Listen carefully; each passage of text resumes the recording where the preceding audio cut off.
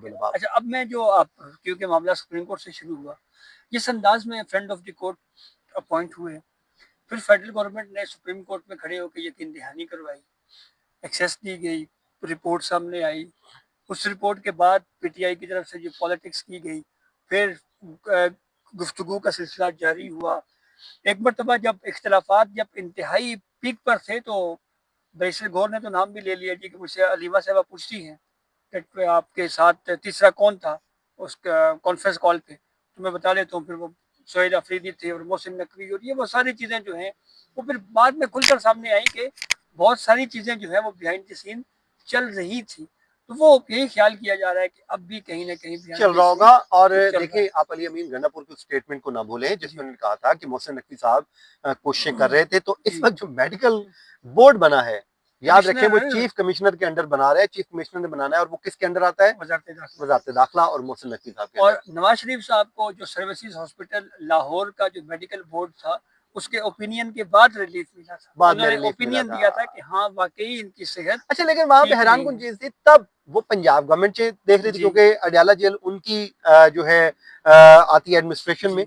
और सर्विसेज इस में। दफा जो है वो इस्लामाबाद में चीफ कमिश्नर इस्लामाबाद देख रहे हैं, ये भी एक मेरे लिए हैरान कुन चीज है। वो किसी ने पूछा ना कि ये मोहसिन नकवी साहब जो हैं ये किसके कैंडिडेट हैं, पुराना सनाउल्लाह साहब ने कहा कि सबके, उन्होंने कहा नहीं फिर भी, तो उन्होंने कहा इंटीरियर मिनिस्ट्री आपने इनको दे दी। उन्होंने कहा शुक्र करें, ये चाहते तो प्राइम मिनिस्टर ही बन सकते थे। तो अच्छा फयाज ये बताएं कि 11 मार्च की एक मुलाकात हुई थी जनाब।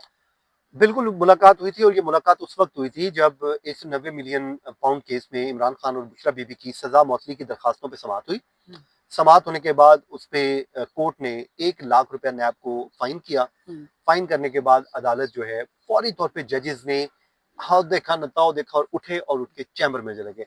ये पीछे से अपना वो कि तारीख दे दे। तारीख मांगते रह गए और वो चले गए। लेकिन उसके बाद हुआ ये कि माजी में भी ये कोशिश की जाती थी कि किस तरह की मुलाकात हो, लेकिन इस दफा एक वो हैवी वेट लेके आए थे, और हैवी वेट थे एतजाज अहसन साहब। और वो उन्होंने आंख पे पट्टी ड्यूरिंग बांध के थी। हाँ उन्होंने ड्यूरिंग प्रोसीडिंग उन्होंने नो डाउट जो है जिस तरीके से अपने सीनियर होने का फायदा उठाया, उन्होंने वो बातें भी कही आम वकील शायद करता तो उसको नहीं करने दी जाती। उन्होंने ठीक ठाक किस्म की जो हाजिर सर्विस लोगों के एहतसाब की बात भी की वहां पे खड़े होकर, ये उन्हीं को ही अलाउ किया गया और वो करते गए। और हालांकि उसमें उनका वकालतनामा भी नहीं था, और खुद एतजाज ने कहा कि क्योंकि मेरा वकालतनामा भी साइन नहीं करवा के दिया गया, मैं इलीगल आपके सामने आर्गूमेंट कर रहा हूँ। बट गैर कानूनी हाँ दलाइल गैर दी गई। कानूनी, हाँ, अच्छा। लेकिन उन्होंने कहा जी मैं कर रहा हूँ सही। क्योंकि मुझे आप नहीं दे रहे हैं, तो ये आप ऑर्डर कर रहे हैं, पहले जजेस ने ऑर्डर किया है। तो बहरहाल वो इस हद तक तो बिल्कुल वो ठीक थे कि जब कोर्ट ने ऑर्डर कर दिया, एडवोकेट जनरल को हदायत की है कि भाई करवा के दी, तो आप करवा के दी। सही है। ये कोई तरीका है कि आपने भी बिल्कुल रखा हुआ है कि चलो नई बात माननी ही नहीं है, जो मर्जी कर रहे हैं। हम्म, तो बाला जी एतजाज अहसन साहब चले गए, और उसके बाद कोशिश शुरू हो गई कि किसी की चीफ साहब से मुलाकात हो जाए, चीफ सरदार जस्टिस सरफराज डोगर सरफराज साहब डोगर से साहब से। मुलाकात शुरू हो जाए। और बहरहाल कुछ ताखीर के बाद हमें ये सोर्सेज ने कंफर्म किया है कि एतजाज अहसन साहब को बुला लिया गया था। अच्छा। उन्होंने जाके अंदर जो बातचीत की, जाहिर है उस टाइम दो लोग ही थे, तो हम्म, हम वो अंदर की बातें तो नहीं बता सकते, लेकिन मुलाकात हुई बहरहाल। उसके ये बाद वकला तहरीक के भी रूए रमा रूबे नमा कहते हैं, हैं इनको। और वो फिर बड़े बाद में पहुंचे हुए चले, हैं, बहरहाल बड़े वकला पहुंचे हुए तहरीक हैं। पे तो फिर आजकल बड़ी बातें। हाँ, और वो बड़े पहुंचे हुए हैं।